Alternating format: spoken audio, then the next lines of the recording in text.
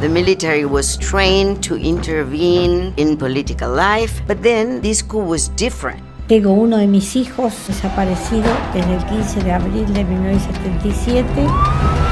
Tienen que tener todos desaparecidos con vida porque así se los llevaron. Era el intercambio ese, sí. Me llevaron mi hija, me llevaron mi hijo. El pueblo dice que es mentira que existen desaparecidos y que el gobierno lógicamente niega. Yo no estaba preparada para esto. Ninguna madre decía, no salga a la calle, que le puede pasar lo mismo que le pasó al hijo. Parecía que me hundía en un abismo. Tengo que salir a buscarlo. Nos tildaban como comunistas o madres de comunistas, pero la mayoría éramos amas de casa. Las madres recorremos el mundo contando la historia de nuestros hijos. Nos dimos cuenta, las madres, después de 46 años, que fuimos un grupo de feministas de primer agua. Norita is an indispensable figure in our political arena. She doesn't allow for a movement to be stagnant.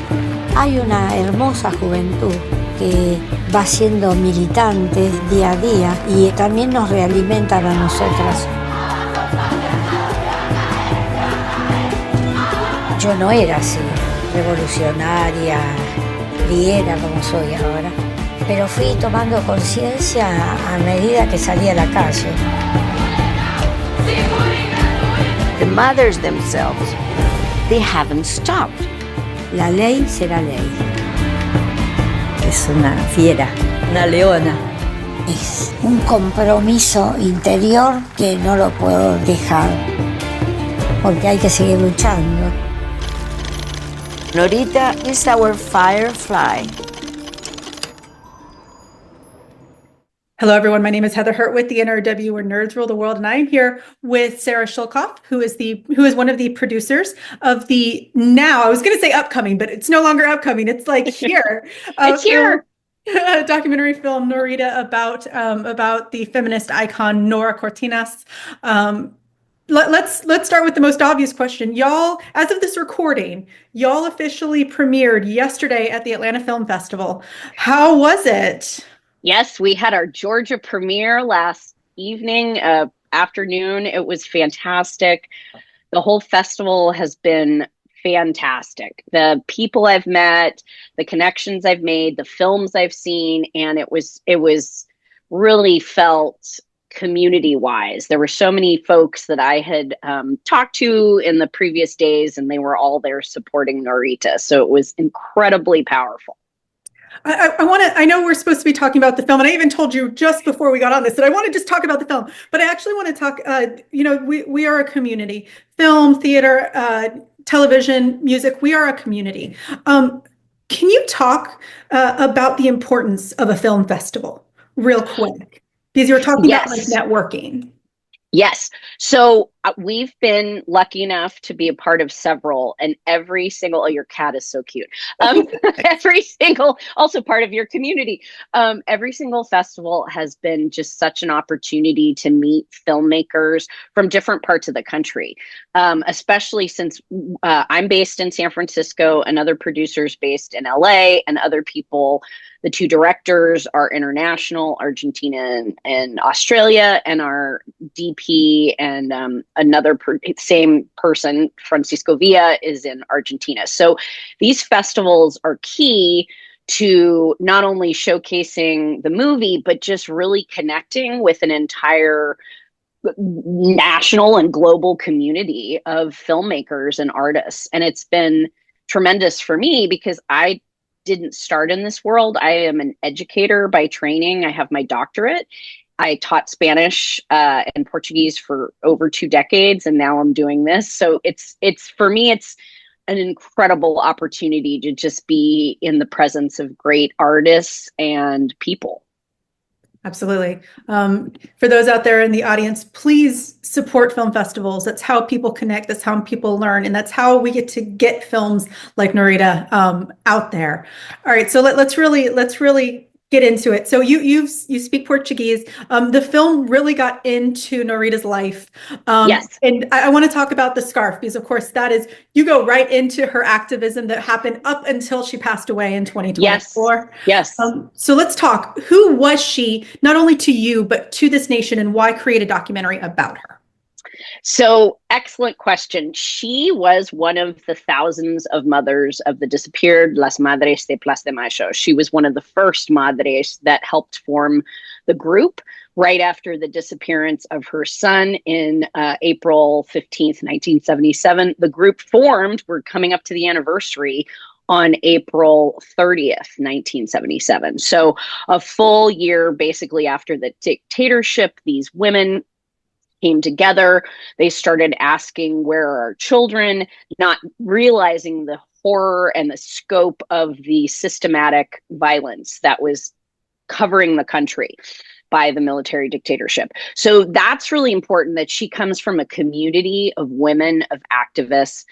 On the other side, though, as an individual, she was a luminary in the film. It's actually a great moment, and I'm very proud of it. We're interviewing one of the activist authors, Nora Strahilevich, who knew Norita Cortiñas very well, and she calls her the Firefly, and I'm the one in the film who gets to translate it because I did the interview. So she is a firefly. She is a beacon in the dark. She is the Energizer Bunny. She is a maverick in terms of understanding what was important in human rights. I have many personal stories of my almost 3 decades of knowing her, where she knew that a certain agenda was key, or a certain political movement was so important to support, or a certain idea was really fundamental to bring up. So as an individual, she was unique and incredible, but she also always went back to her Madres community. She always went back to that. Let's talk real quick about the green. Why green? In America, it's pink. Why green for feminism in Argentina? So it has to do, actually, a professor friend of mine, one of the things I've been getting to do as a former academic, I'm going to universities. Actually, tomorrow I'm speaking at the University of Miami with the movie. And she, Liz Borland, sociologist, and she said, they picked green for the anti-femicide movement in Argentina, which came really in the early 2010s. And green wasn't really being used in Argentina. They picked the pañuelo, the handkerchief, because of the madres. It's a direct symbolic representation of the madres and their headscarf. And then what it has become is it's a pro-feminist, anti-abortion, or pro-abortion, pro-abortion and anti-femicide movement. So it's now international, and in the movie you see all these different countries that are using the pañuelo, and it's really a signifier of not only the madres activism, but the entire feminist and feminine movement. That's wonderful. My mother's favorite color is green, and we have family in Argentina, so I'm sure she will love this. I'll tell her to make sure she will get some more. I wish I could give you one. We have them as part of the film festival circuit. We're giving out pañuelos, which have all the information about Norita on it. So maybe I could send it to you. Well, I would absolutely dig it, and I'll definitely send one to my mother. We'll do that off air. We'll do that off air.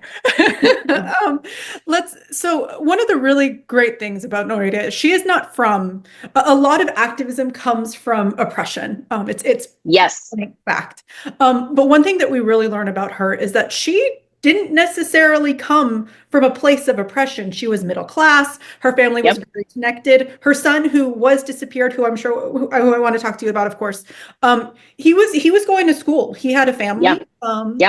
Working. What makes it so important for, especially in a day like today in the U.S., why is it so important to demonstrate that activism can literally come from anyone? That's it. She was a very comfortable middle-class woman who would identify as a housewife, wasn't really educated beyond high school, had married young, had 2 sons, was living this suburban, if you will, life outside of Buenos Aires, very close. And this horrible tragedy and trauma defined her life for the second half of her life. She was 47 when Gustavo was disappeared by the military dictatorship. And it was like the bang in her life to become what she became, which is this activist, this supporter of so many groups and organizations, this feminist.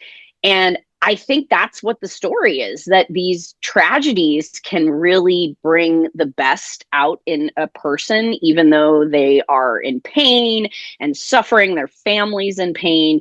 But she says it in the movie, it was instinctive, it was visceral. There was no thought process. They didn't think about this. They were just trying to find information about their children. But in the process, they became so adept at reading how the military was using this macho, masculine, misogynistic energy against them to craftily portray themselves as these, women who weren't that powerful. And yet they were so powerful. And so I think the streets activated her. She went from the casa to the calle, the house to the street.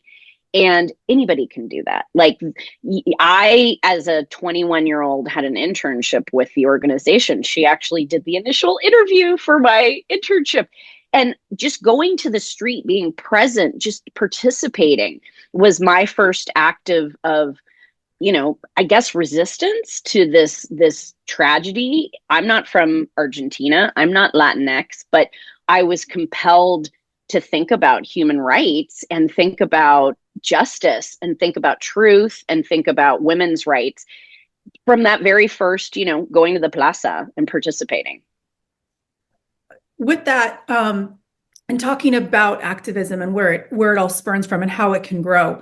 One of the things that really touched me about the documentary is, yes, this is a documentary about Norita, but so much of it is actually about her son. It's about yes. Why put so much energy into talking about his story? And this is a very obvious question, but got to ask those obvious ones. Yeah. Why put so much energy into his story through her? Well, that's the whole epicenter of what the Madres were trying to do at the beginning, right? They had literally lost their children. There was no information. Jorge Videla, the first dictator of the regime, created this concept which had never existed before of a disappeared human, which means they're not alive and they're not dead. So by telling their children's stories again and again and giving testimony, which is a very Latin American form of resistance, right? You're telling your story, you're testifying for the world what has happened to this person. It's very important. This movie clearly, in eternity, in perpetuity, we are hearing this story of this young man, his loves, his passions, his people through his mother and that relationship. So, and I think at the end she says, we're disappearing as mothers. And as you mentioned, she passed last year, May 30th. And it's a way for the story to always be told. Did she get to see the movie before? Yes. She saw multiple. I was with her in April of 2023 when we showed our first kind of almost picture lock, but not really. It was an edit. We did friends and family screenings and for supporters. And then we brought in a new editor who really helped kind of shape, Ana Garcia helped shape it for a more international audience, because in 2023 it was very Argentine.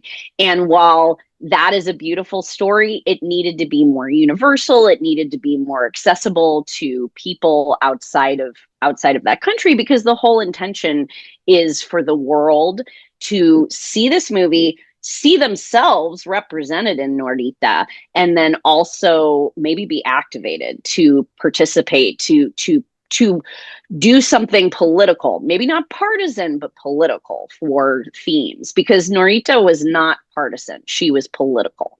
There's a difference. And she did see it. She saw it about 3 weeks. She saw the picture lock that we have on the festival circuit about 3 weeks before her passing. And I was not able to be there, but I got so many accounts and impressions and talked to her family, of course. It was very emotional. That's wonderful. That's wonderful. Glad that you got to see it.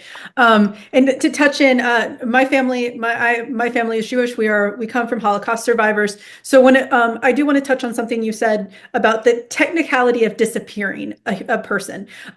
There were many people in this movement. For those of you in the audience, make sure you look up how people in Argentina, because many Jews fled to South America following, before, during, and after the Holocaust. So many mothers in this movement had already experienced a situation very similar to this. So just to throw it back out there, this is something that we see in cyclical nature, which is unfortunate. And that leads me to one of my final questions about this, because I do actually want to talk about the current movement. That'll be my final, because you want to be positive at the end. Why is this type of story? Because we are seeing more and more stories about activist leaders come into documentarian spaces. Why are these stories so important today? Because I think, well, first of all, the world is plagued with misinformation. Okay. So we want to tell truthful, real, verifiable stories. Everything in this movie, it happened. We have archive footage. We have, in verite footage of her doing all of her activist work in her final years.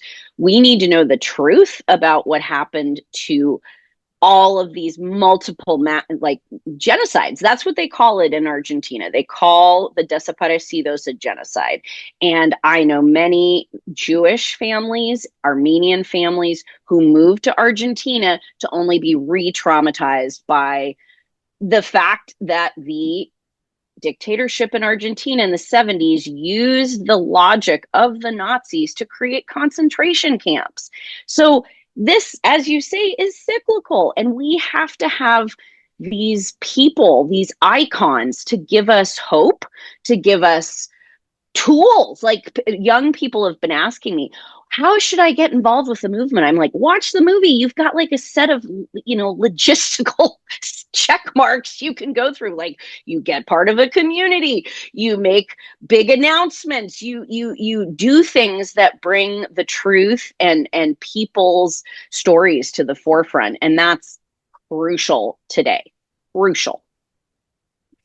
There's a lot that we see that's replicating itself in right now. So just saying things as they are.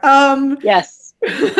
With that being said, let's try and be a little bit more positive with this, because the movie is beautiful. It is a story about a woman who put a majority of her life to activism in multiple facets.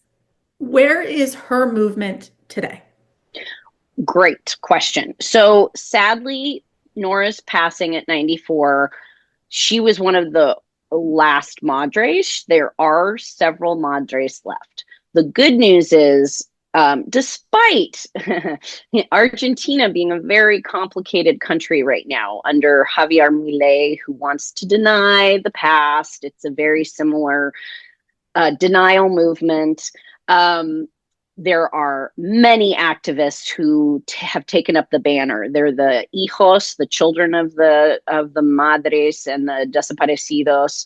There are family members. There are other human rights groups. That have formed to support the madres. So constant activism is happening. Plus, the feminist movement is very activated, having gained the abortion, having abortion legalized in 2020.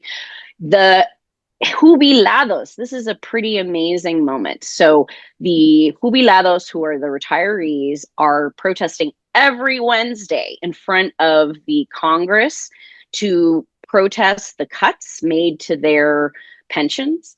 That activism directly relates to what the Madres did in the 70s and 80s and continue to do today. You can still go to the Plaza de Mayo on 3:30 on Thursday, and you will be part of the ronda, part of the circle. So I see a tough time here and abroad with the movement, but there is truth, there is activism, there is online is a beautiful, now we all have our cell phones. So a journalist friend of mine was filming the repression that the jubilados had last week with the march in front of, and these are elderly people. So I think there's so much happening that is excellent towards getting the truth out there. Again, it's about truth. And if you know the truth, you can actively participate in changing things, right? If you don't know the truth, if you're in your silo and you're reading your algorithmic Facebook feed, you don't know what's happening. You hear one source of news. So I think there's a lot of activism, and happily, because Argentina is an interesting relationship right now with our current government. Milei gave a chainsaw to Elon Musk as a gift. What a horrifying phallic symbol. Anyways, that's my comment about that. There's a lot of interest. Like, you can constantly read about Argentina in the news. A lot of other Latin American countries are going through similar power struggles between the truth and what is not truthful. So I think there's a lot of information, thankfully, out there, a lot of good sources to find out. Absolutely. All right. And the very, very, very last question, of course, because I have to give you back your time. You are busy, busy, busy with the festival circuit. Thank you. Thank you. What is the absolute one thing, if they can't think, if there's nothing else, what is the one thing you want the audience to walk out with after they see this film? Hope for a future. It took the Madres. That's what we do. We chronologically diagram how long it took the movement to get justice. It took decades.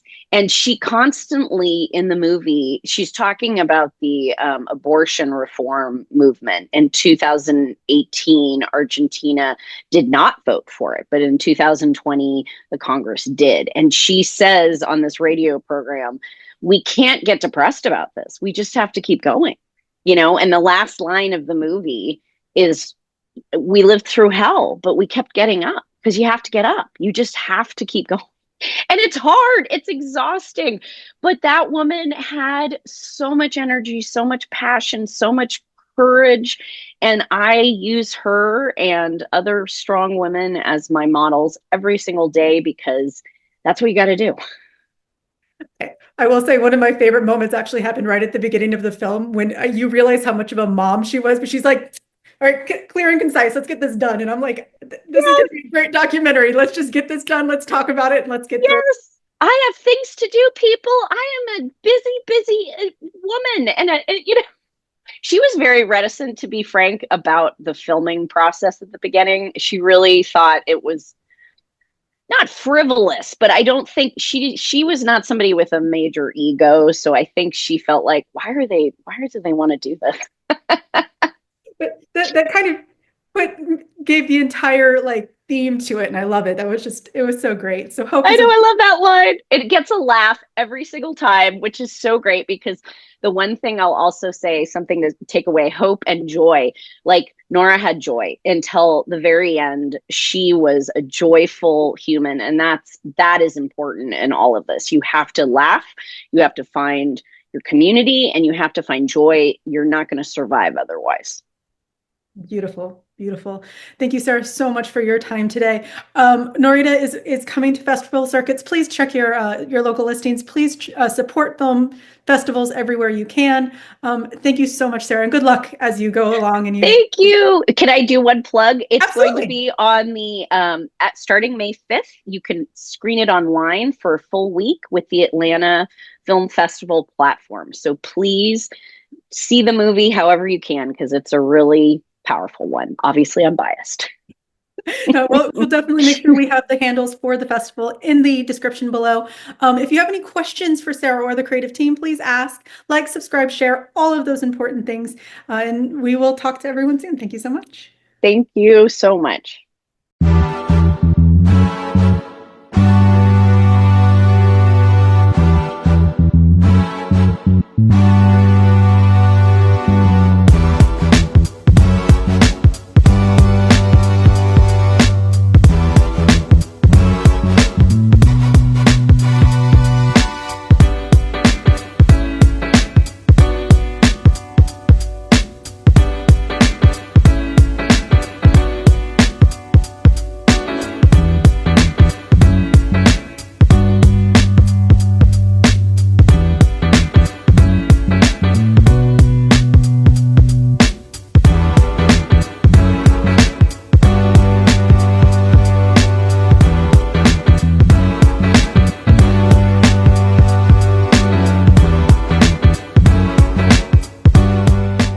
Nerds rule the world. Pleasure chatting with you. Love to all my nerds who rule the world. Nerds rule the world. Yes, we do. Thanks. Nerds rule the world. Thank you. I love the nerds ruling the world. So more power to you. Patrick, what up, man? And yes, they do. Nerds rule the world, kid. Yes, sir. Thank you. Awesome. Kuya P, nerds rule the world. Hello. Yes, they do. Yes. Oh, nerds rule the world. I got. It's in the title of your show, like nerds rule the world. Like I want more Black weirdos on screen, and I don't feel like we ever get to see that very much. Thank you so much. Nerds do rule the world. Yes. Thank you. Thank you. Nerds rule. Love it. Hello, Sarah. Hello, Julian. Nerds rule. Yes. Rock on. I love it. Thank you so much. It's good to see you. I love Nerds Rule the World. But yeah, there's a heavy nerd component, man. Yeah. And at the end of the day, if you ask me, nerds rule the world. So Absolutely. And you're right. Nerds do rule the world. We're just the best. Yes. Thank you, ladies. Nerds so much. Yes. Thank you, guys. Bye. It's your boy Kuya P. Nerds rule the world. Thank you so much, guys. I appreciate you. They rule the world all right. Yes. Take care, Tony. Thank you, guys.